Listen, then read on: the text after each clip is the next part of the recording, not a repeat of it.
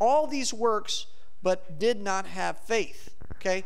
Because according to this verse that we see here in verse 6, it is impossible to please who? Who's the him in the Bible? It's impossible to please God. For he who comes to God must first believe that he is, and that he is a rewarder of those who diligently seek him. And notice the word diligently. Okay? That means you actively seek him. I'm not talking about one time. One time we had an Easter egg hunt, and I did this for pre-K years ago. I was working at a different school.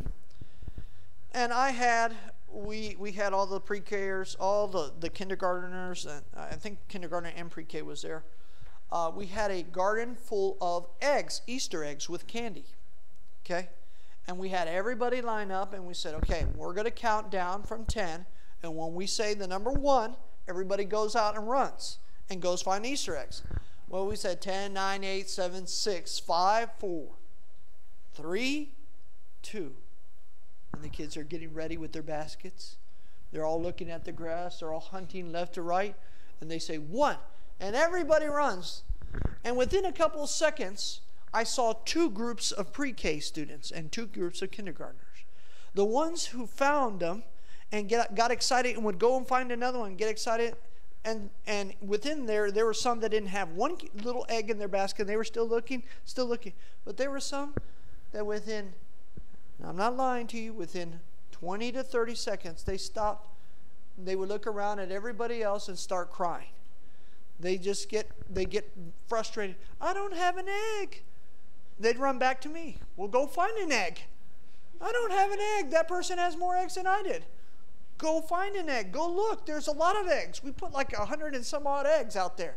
And all the other, half of the kids or maybe more than half are running around getting them. And a couple of them are just all mad. And one of the girls goes over there and sits on the grass. And another one starts crying. And here's the point. Either you can seek the Lord or you can sit down and say, I've stopped, I quit. And the Bible says you have 2 choices here. You are a person who believes that God is and that he's going to reward you in the end, or you've already quit on God and you say, you know what, I'll just be religious.